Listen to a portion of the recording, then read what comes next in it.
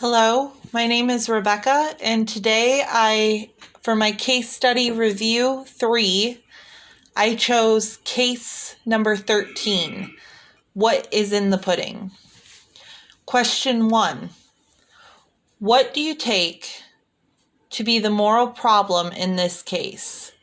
Use the relevant terms, concepts, and arguments from social contract theory, virtue ethics, and/or feminist ethics to formulate your response.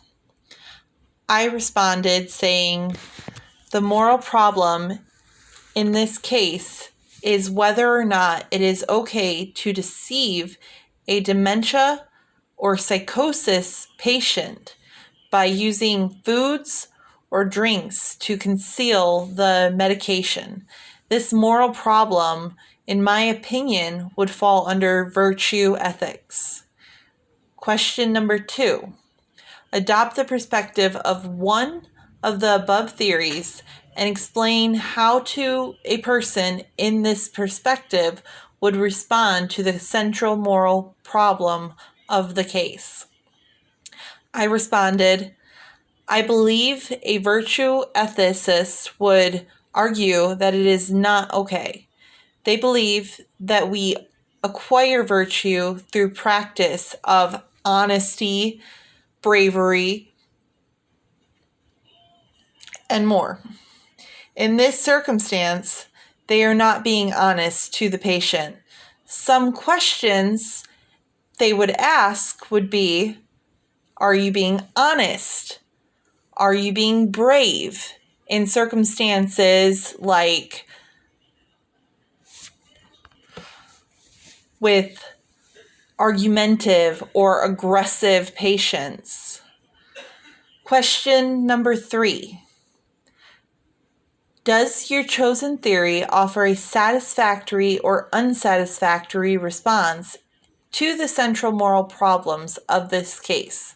What does this tell you about the validity of the theory? I believe this is unsatisfactory response. I believe you should always do what's best for the patient, but in cases where the patient is not able to consent to it, falls on the family to make that decision.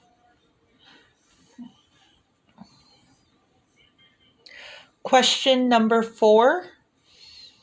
If a patient consents to take medication when they are lucid, is it ethical to trick them into taking their medication when they are no longer in a position to explicitly consent?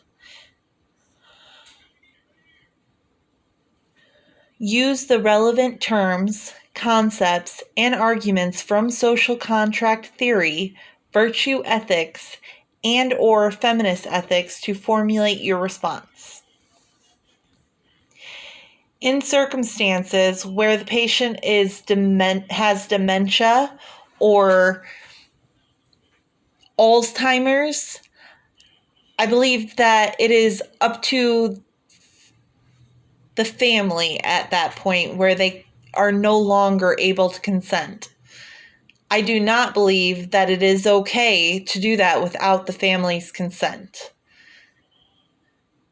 I have worked as a care manager for 3 years, and concealing medication happens all the time. But at least in the facilities I have worked for, we do not make that choice. The family does. If the medication is imperative to give the patient the best quality of life, then you have to do what is best for the patient and what is best for the family. It is never up to the staff or to the doctor to make those decisions. It is always the families.